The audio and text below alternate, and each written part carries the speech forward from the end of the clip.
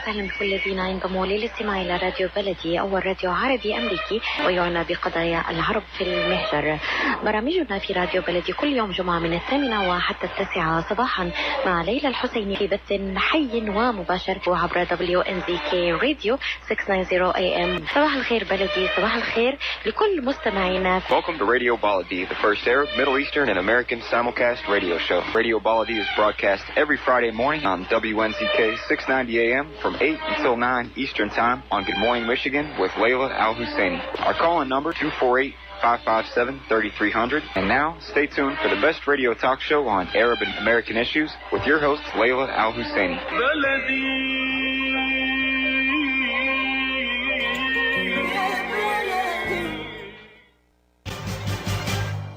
I am Atef Gawad. Join me the first Friday of each month at 8 a.m. Eastern Time.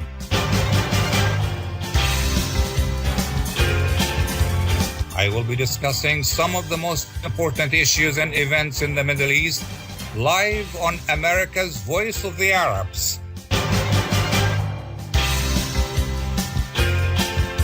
WNZK 690 AM and wdmv 700 AM.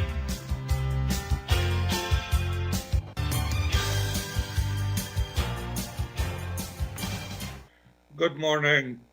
I am Atef Gawad in Washington, D.C. The difference between jihad and Jay is the difference between terrorism and Hollywood.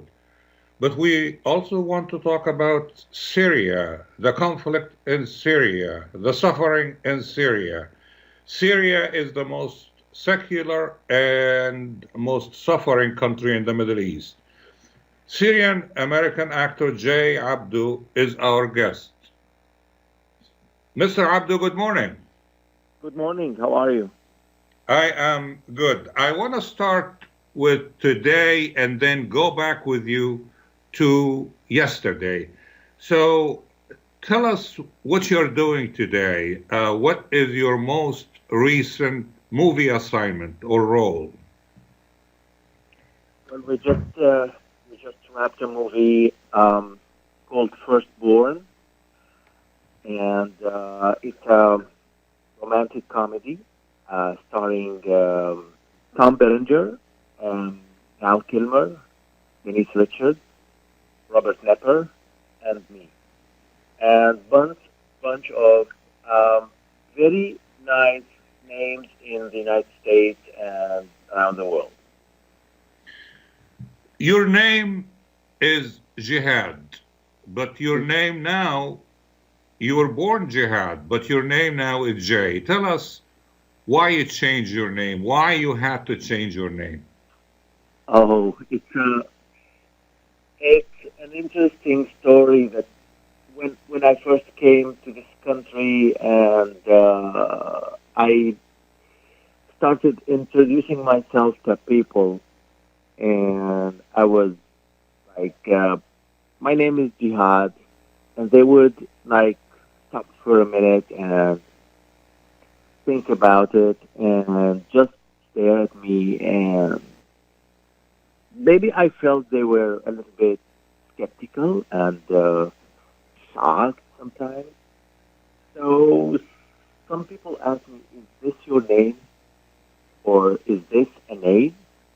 Because people were scared of the concept they've heard in the news, and they thought maybe I carry the same concept in my mind, in my feelings, in my, and I had to explain to everyone I was introduced to that this is just a name. It's my name. It doesn't have anything to do with the concept that they've heard in the news. So they've always imagined some terror, some I don't know, fighters, some jihadists. So it was always related to jihadists. And I had to explain that this name is not, because so many people in the Arab world are named jihad, and they don't believe in terror. They don't believe in violence, and it could be also a Christian name that I was named upon or after a gentleman who was called Jihad, and he was Christian, and they were shocked as well. So all that put together, I said to myself, why bother? A name is just a name. It always happens. I don't need to keep explaining to people. So let me change my name and be comfortable with introducing myself from now on. And this is what happened. So take us back to Syria and how you started your career in the movie industry.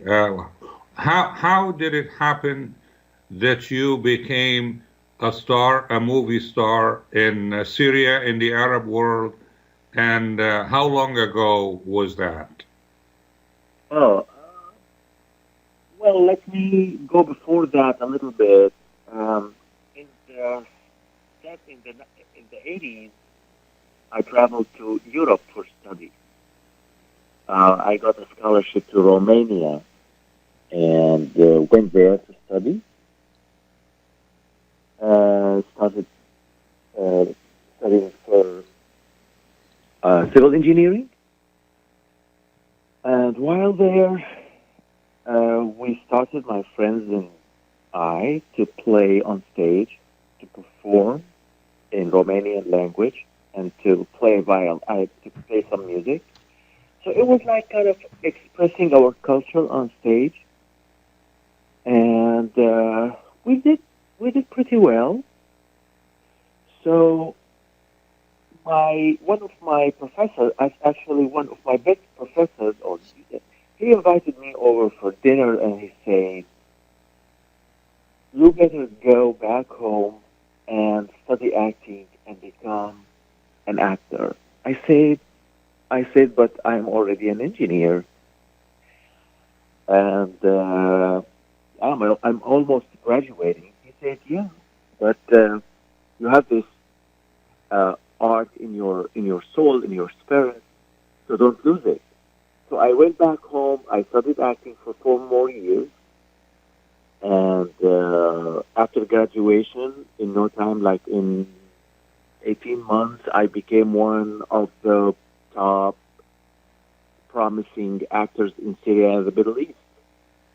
Started working in TV, on stage, in movies, short movies, everything, even for the radio. And then I became one of the busiest, more prominent actors in Syria. And ever since, I was landed leading roles, supporting roles, and mostly the controversial roles, the complex, the deep, those who I really enjoyed playing in front of the camera or on stage. So it was a very, very packed period of my life when I was so busy. And I can say that from 92 till 2011, when the uprising started in Syria. We will talk about the uprising and what's going on in Syria in a few minutes. But I suppose when you started performing in Romania, and you were performing in Arabic for the Arab community there, right? I was performing in Romanian, not in my language. I put in Romanian language for the Romanian public audience. Oh, so you speak Romanian too? Yes, because I studied there for 6 years. Okay, so how does it feel to speak? Did you feel? I guess what I'm trying to say is when you are acting, you live the role, and living the role is done through the language that you associate with your language. How did it happen? How did you feel acting in Romanian? Well, to be honest with you, because I spoke the Romanian very well, um, I, I, I didn't feel I was acting.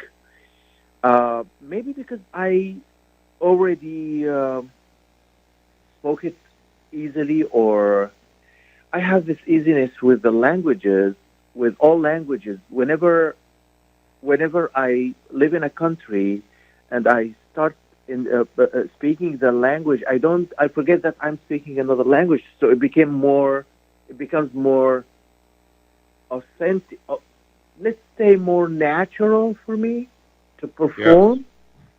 And to be honest with you, I didn't feel I was speaking another language. It Oh, was okay. yeah, it was super Uh, easy. right. That's really unique. How many languages do you speak?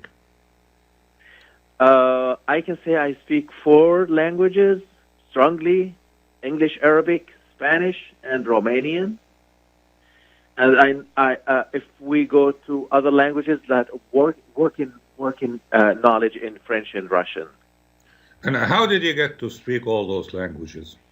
I don't, I don't know, but I, you know, I feel like I like languages, and on the other side, I can't sit, relax. I need to keep learning something.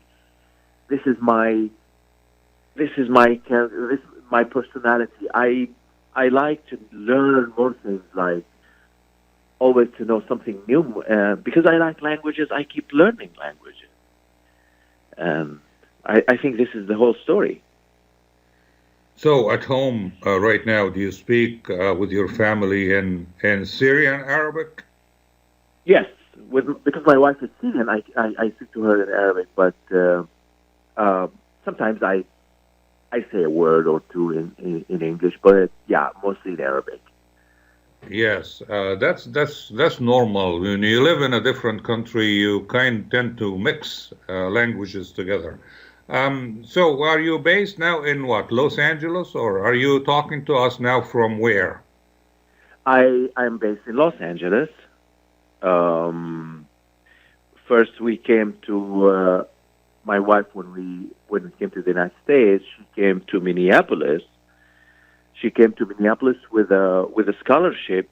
So I joined her in Minneapolis, and then we moved to Los Angeles, and we are here. We live in Los Angeles now. Right. So now I want to start with your journey in Syria.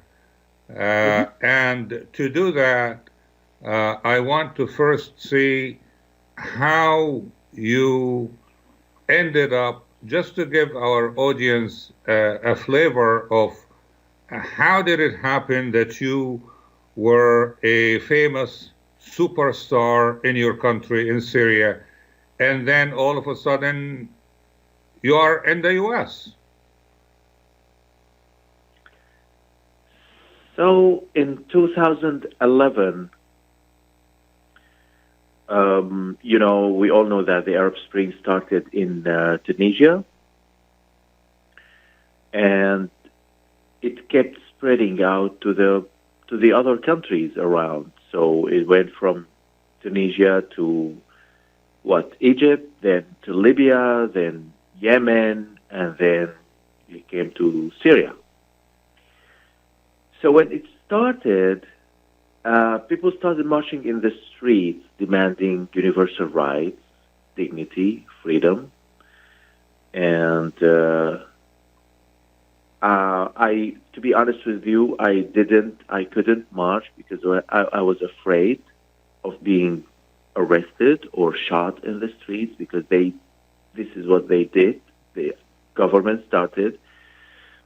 They answered those demands with violence, with arrest and torture. So meanwhile, the government put pressure on all those public figures to support this military approach out loud in the media, which I didn't approve, and I was against totally. And in a totalitarian country like Syria, it's not an option to say, no, I won't do it. So either you do it, either you march for the president, or you appear on TV and praise the president's name and the army and the military approach, or you end up arrested and tortured, and maybe, I don't know, or you flee the country.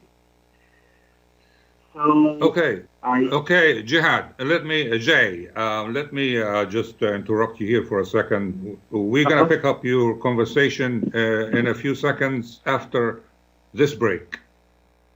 Life is a nonprofit charity that's provided humanitarian aid and development to people and communities for over 25 years, regardless of race, color, religion, or cultural background. When disaster occurs here or around the world, Life for Relief and Development rushes in to provide food, medical aid, and shelter to those in need. Please help improve these efforts. Make your tax-deductible donation to Life now at lifeusa.org or call 248-424-7493.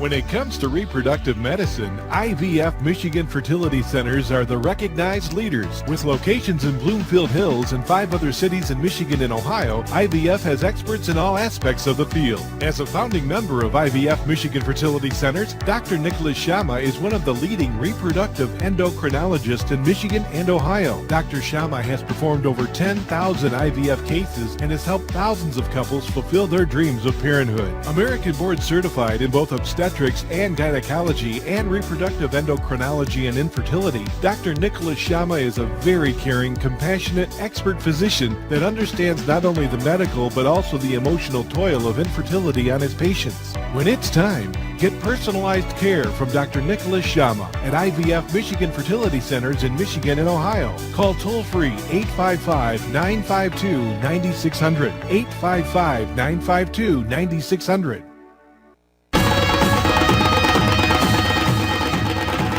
بدأناه معكم وعاهدناكم على أن نستمر بمزيد من المتعة والعروض الحصرية على قناتي زي ألوان وزي أفلام. زي ألوان هي أول وأكبر قناة مسلسلات عربية هندية في أمريكا.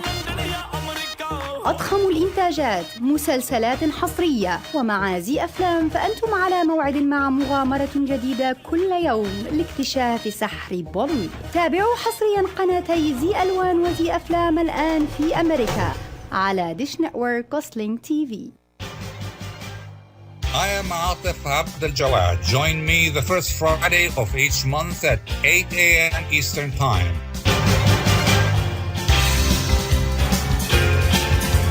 I will be discussing some of the most important issues and events in the Middle East live on America's Voice of the Arabs.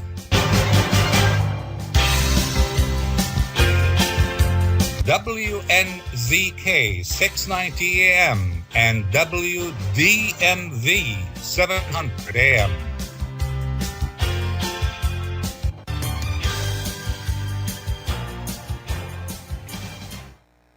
Welcome back to our conversation with Jay Abdo, a Syrian superstar who had to leave his own country and take up a job in the U.S. as a pizza delivery man.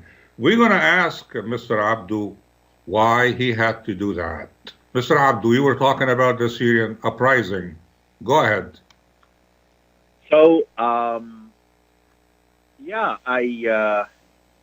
I decided to leave for a while to wait, because in Tunisia, I thought in Tunisia the president stepped down and he just fled to Saudi Arabia in one night. I mean, in 19 days he left. In Egypt, the president Hosni Mubarak stepped down. I said, it'll happen. In Libya, with the intervention and all of that. So I said, it'll happen. One day, it'll happen. So let me leave, like some of my friends left and did. Let me leave the country, wait for a while. My wife was in the United States. and I'll leave for a while and come back when the country is settled, when all things are back to life, to normal. So I'll come back to another Syria. We'll enjoy democracy and freedom. And this is what I did. I just left to Minneapolis, where my wife was studying. She came here to the country with a Fulbright scholarship. She's a smart woman, and I joined her in October 2011. So you were not really forced to leave the country. I can say I was forced. Nobody told me to leave, but I understood the message because they were arresting friends, they were arresting artists and torture them and release them to send the message to others. I didn't want to be tortured in prison. So I understood the lesson, and I was scared to death before I left. So that's why I took the decision, because I was fighting with my wife over the phone. And I was telling her, no, I'm not leaving, please. And she was, please just come and visit. I said, no, you finish your studies and come back. I am filming here. I'm busy. And to be honest with you, I didn't want to leave because, why leave when your career is on top? I mean, when your career is flourishing and you are super busy and people know you and, and you're comfortable in your work, in your life, and your family and friends. But when you feel you're not safe and you are under pressure and you are threatened, so that's why I decided to leave, because I wanted to protect my life. Jay, I have Mr. Samir Haddad on the telephone. He has a question or a comment for you. Mr. Haddad, good morning. Go ahead. Good morning to both of you. And last night I just watched The Desert Queen, the movie. Talks about Fleetwood Bill, who was رسامة ومؤرخة روائية ومصورة وجاسوسة لبريطانيا. And I wish you guys switch to talking about Mr. Abdo, since he's an actor, on acting and about his roles he played, and especially The Desert Queen with Nicole Kidman, and instead of bashing the Syrian government. By saying this, let me ask Mr. Abdo, صباح الخير أول أستاذ عبدو، وتهنينا على الفيلم لمصريين Arabic and English اللي قمت فيه أمام نيكول كيدمان، ولعبت أنت The Servant or الجايد، ولعبت الربابة. يعني you were very excellent role. سؤالي لك I don't know if you read the book by late Dr. Jack Shaheen, The Real Bad Arab, How Hollywood Fortifies a People، ويتكلم عن الستيreotype in the movies. Yes. سؤالي is The Desert Queen, what does it set? Is it a stereotype about the Arabs? And I listen through the radio. And thank you. Before you answer, Jay, I just want to tell our guest, Mr. Haddad, that he is a little ahead of us on the program. Of course, okay. We still have more than a half hour to go, and we certainly were planning to go through the movies and different achievements accomplished by Jay Abdo. So with that, I'll let you answer his question. Thank you, Dr. Samir, for this wonderful question. I really enjoyed the movie. Queen of the Desert was it was my big break in the United States, and it took my performance and my life to another level. Thanks to Mr. Werner Herzog, the director, who cast me to play opposite Nicole Kidman, her guide in the desert, who was really Syrian. Well, like Mr. Jack said in his book about the stereotyping, there is kind of stereotyping in Hollywood, or it used to be, but I think it's less than before. because the audience are demanding something else people know already. So the audience is different. The writers are different. They're tackling other subjects, and they're changing they are breaking the stereotypes, all the stereotypes, like we see now in Hollywood. Everything is different. The movies, like, if I give you an example, all the parts that I played in the United States were good people. In my preference, all my life, I like to play the villain. And I'm not landing any villain. I landed good roles in Hollywood, like Fatouh, the guide, was a noble guy, very honest. Yeah, he wasn't sophisticated, but he was good-hearted man. He helped Gertrude Bell to achieve her mission. And she would tell him at the end of the movie, she would tell her, I don't know what I could have done without you. You made my life safer and my mission possible. Then in another movie and another TV show, everything was very good man, noble man. So I think the stereotyping or the stereotype is now broken, and we can see in some movies the terrorist, and on the opposite, we can see the noble man, the smart. Like you see in so many movies, like The Big Sick. The stereotype, I think it started to be broken, not as before. Okay, I hope Mr. Haddad would allow us now to continue with your other movies, movies that you are proud to have taken part in, whether in Syria or after you left Syria, but we'll do that when we come back after the break. The Rama Relief Foundation provides humanitarian aid into areas inside of war-torn Syria, as well as aid to the refugees who have fled to the neighboring countries in the Middle East. The foundation offers food baskets, container shipment, mental health, education, soup kitchens, and more. Go to ramarelief.org or call 248-990-4247. Any donation amount made to Rama will go to sustaining many lives. Call now 248-990-4247. Are you going to start a restaurant or grocery store soon? Do you need floor plans and designs? Call Naji Abood at 734-744-9796. Do you want to buy kitchen and restaurant equipment at discount prices? Call Naji Abood now, 734-744-9796. New Concept Products and Design, the trademark of kitchen equipment. 5% discount on all purchases of $75,000 or more. New Concept Products and Design. New location, 31185 Schoolcraft in Livonia. Learn more at www.newconceptproducts.com.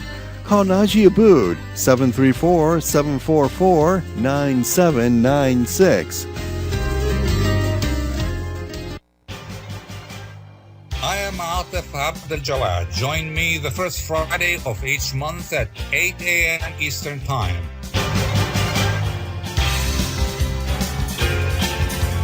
I will be discussing some of the most important issues and events in the Middle East live on America's Voice of the Arabs.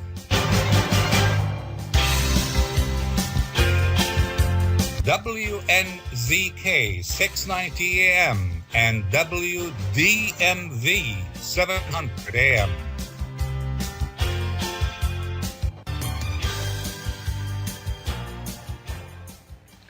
Welcome back to our conversation with Jay Abdo, a Syrian superstar who had to leave his own country and take up a job in the U.S. as a flower delivery man. What a nice job. Mr.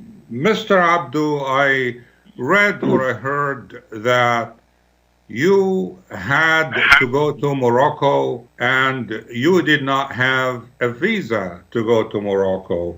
But you made it eventually. Tell us that adventure, please. Now when I remember those days and that stress, now I can laugh because it was a very tough experience. I came to this country as a refugee. My money ended and my passport expired. And I applied for an asylum.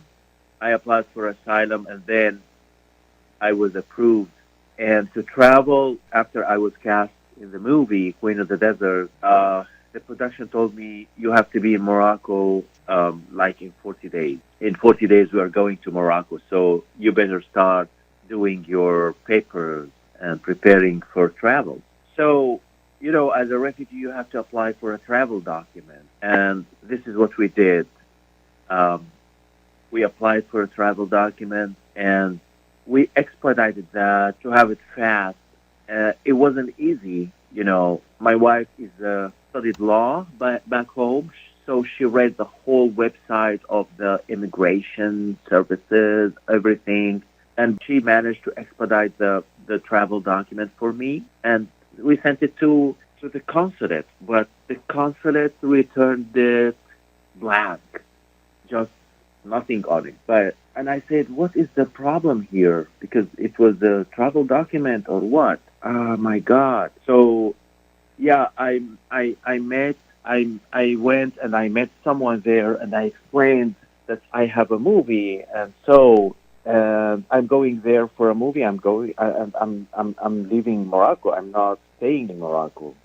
And he knew me from TV, and he believed me, of course. And he said, of course, we welcome you. And then I got the visa and went there, and it was very stressful for me, you know, that week of I said, oh my God, after I landed this role, I'll lose it for papers, for a visa. So it was very stressful for me, but it happened. I made it and went there and filmed for like 2 months in Morocco. Yeah. Jay, we have our friend Jay Abdo on the telephone, and he has a question or a comment for you. Go ahead, Mr. Abdo. Thank you, Dr. Abdul Jawad. Good morning. And to your guest, Mr. Jay Abdo, good morning. Good morning. Thank you, and good luck with your movie. Mr. Jay Abdo, my question is, you know about 4 languages besides Arabic, and Kurdish language is the second language after Arabic in your country, Syria. My first question, did you learn to speak Kurdish? And the second question is Mr. Jay Abdo will return to his home country, Syria, if President Bashar Assad no longer in power? I will listen to your answer, and thank you very much. Thank you for this question. I didn't learn Kurdish, but I played in a movie called Valley of the Wolves. It was shot in Turkey, and I played opposite Billy Zane, the American star from Titanic and other great movies. I played opposite him the Kurdish leader in Turkey. So I had to learn some Turkish for the part, and it wasn't bad. It was very quick in 2 days, and everybody said it was good. But unfortunately, I don't speak Kurdish. And the other question, if I would return to Syria after Bashar Assad would step down, I said, yeah, I would love to go back to my country. I would love to go back to my family. My parents are still there. My friends, some of my friends are still there. The streets, the memories, everything. The directors and some of the people who didn't leave, who either supported the president or shut up, or they didn't express their feelings. They are still there, and above everything, my family are still there. My mother, my father, I've never seen them for 7 years now. I would love to go and hug them and talk to them because I really miss them. They do miss me, and it's not easy to be apart from what you've grown up with and what you love. And yes, I would go. Yes. Where are your parents right now, Jay? They're based in Damascus, in the capital. How do you describe what is the most pressing problem right now for Syria or for Syrians in the country? Well, the lack of safety. Nobody is safe anymore. You can find everything you look for, but it's expensive, especially medication. You can find food, but you've got to have money because everything, the price is doubled or maybe tripled. One of the things that so many people are displaced, this year, the Syrians carry the biggest number of displaced people in the world now. Half of population is displaced. Now, so many people inside Syria sleep in the park, under trees, in different places, and it's a huge problem for those displaced people because they don't have housing. The social fabric has been destroyed because of the conflict, because of the proxy war, and it's a mess. It's a mess. And the darkest problem that we don't see any ending for this crisis. So this is a tough question, Jay, but some people argue that President Bashar al-Assad is a better alternative than anything else over there. Yeah, people are free to think whatever they want to. But if we go back, I have another opinion, like also so many people who think so, that the Assad family is the cause or the origin of the whole problem in the country and maybe in so many other countries. All right, we have our friend Adil Muzeb is on the line, on the telephone right now. He also has a question or a comment for you. Go ahead, Adil. Dr. Jawad, thank you for taking my call. First of all, I'd like to thank you for hosting the artist Jay Abdo. And I have kind of two questions. My first question was about the duty as an artist. Obviously, artists have messages in their movies.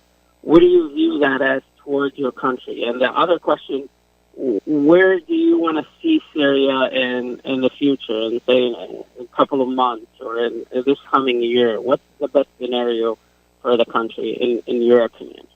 Thank you for your questions. My duty as an artist is to express the truth, to bring up the truth on screen, on stage, when I'm interviewed, the truth that I know, and to speak up always, to spread the word, and to keep talking to everyone, because I am in favor of the dialogue.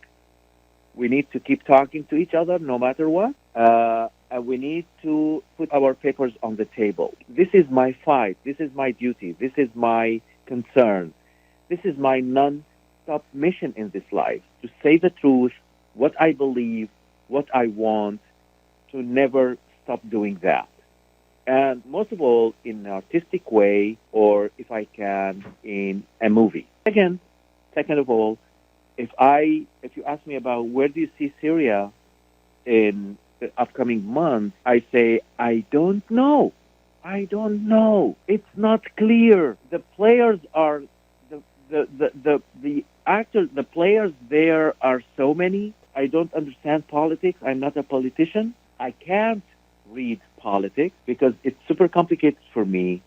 I prefer to be in art. But what I think that it will take more time. I mean, I can see it taking more time and more. All the parties are still there fighting, and it became a proxy war, and it's not after one person or two or three parties or four parties. So I'm terribly sad for that, to say that, because I am sad and I don't see an ending to it. I feel sometimes, or all the time, I feel frustrated and depressed. And I'm sorry to say this answer, to tell this answer, but this is the truth. We'll be back after the break.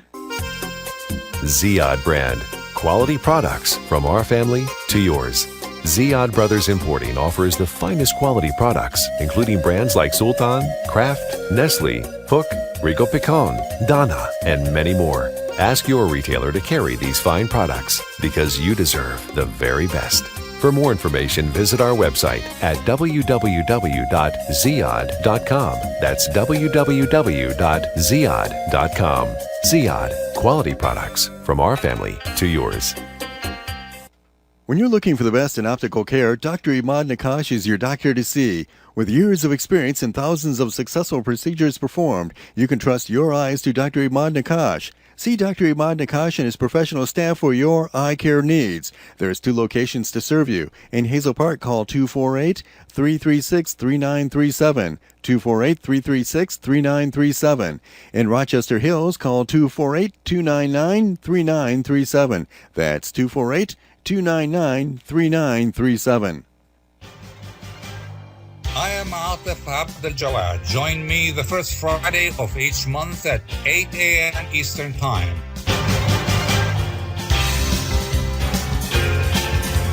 I will be discussing some of the most important issues and events in the Middle East live on America's Voice of the Arabs.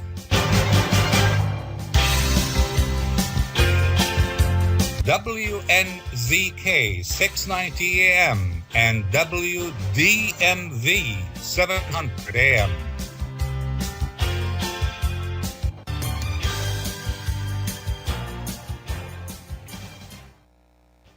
Welcome back to our conversation with Syrian superstar Jay Abdo, Jihad Abdo. Mr. Abdo, tell us, what was the performance in Syria that made you what you are, Jihad Abdo, Jay Abdo?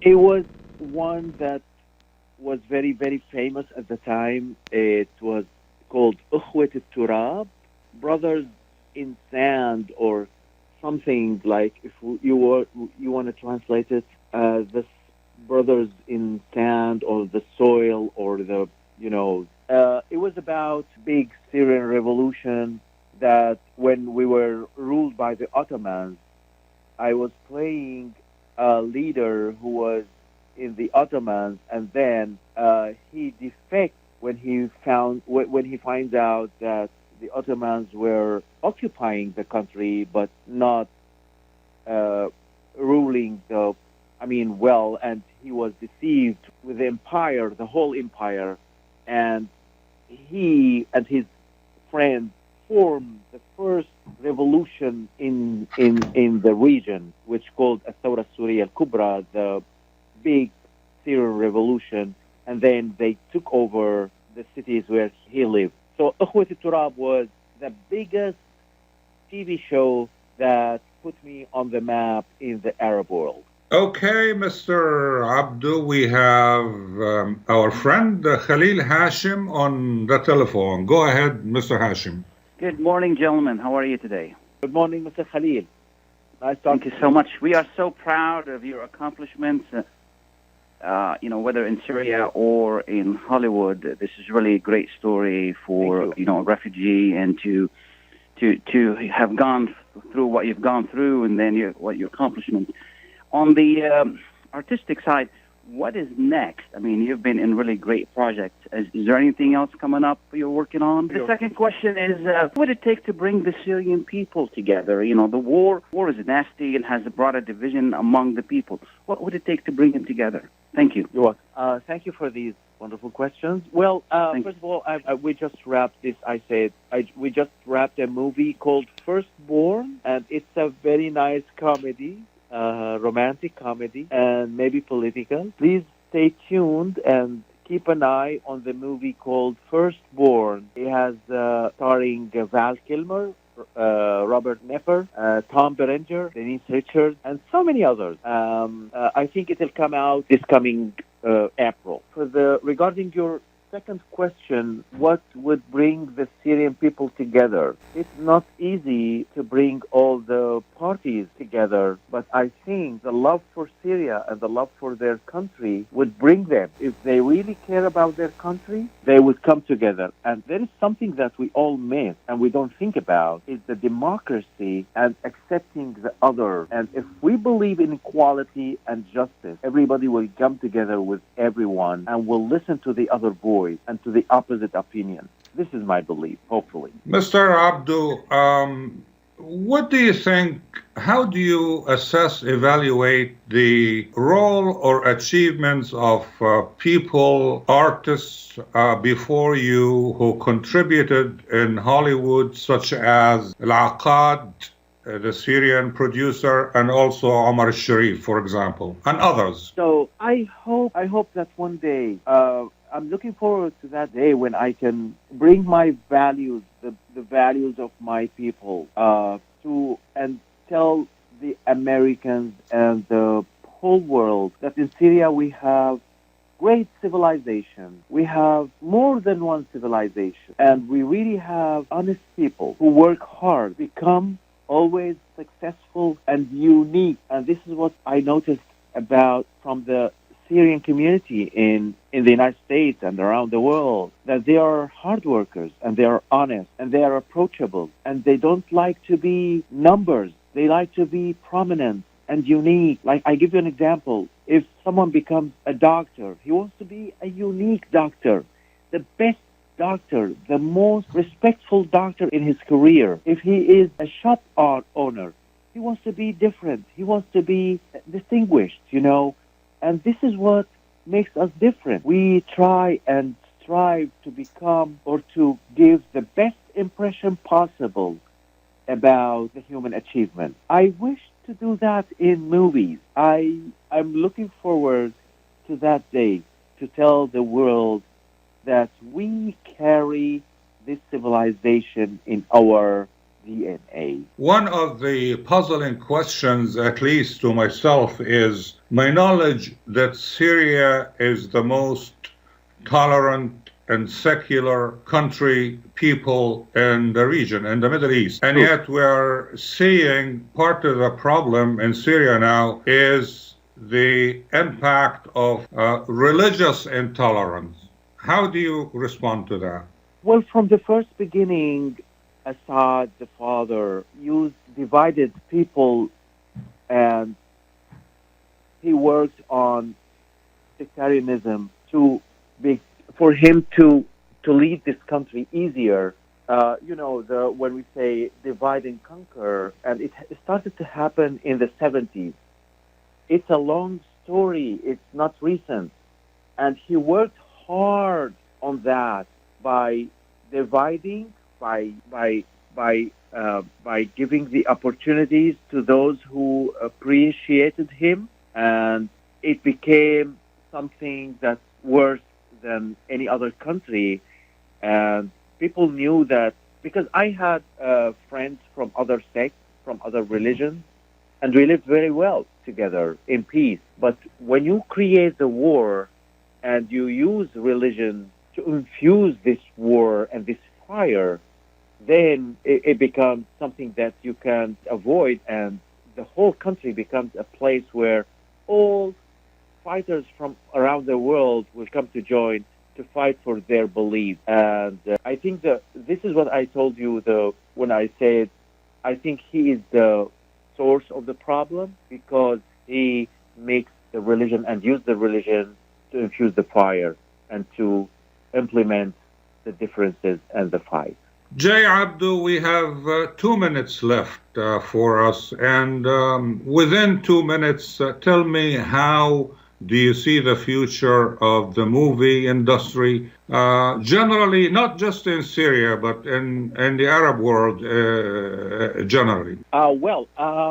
You know what? These days we have a very good number of young people who bring new talents, new concepts, and powerful visions to this industry. And I believe that these or those talents, either directors, writers, actors, they will bring new ideas and new concepts. And I think that the industry will flourish. And yesterday I attended the movie The Insult, the Lebanese movie directed by Ziad Doueri. It's screening here. It's nominated for the Oscars. It's a Lebanese movie, feature. So I'm so proud of this movie. I'm so proud of story, the cinematography, the acting, and the camera, everything. It was impressive. I'm so proud of those filmmakers who can create, who can compete and reach to the Oscars, to the top of the top. So I can tell you that the movie industry in the Arab world is flourishing, and it's still promising. And I'm so proud of it. Thank you, Jay Abdo, Syria's superstar living the American dream. Thank you very much, and I will see you the first Friday next month. Goodbye.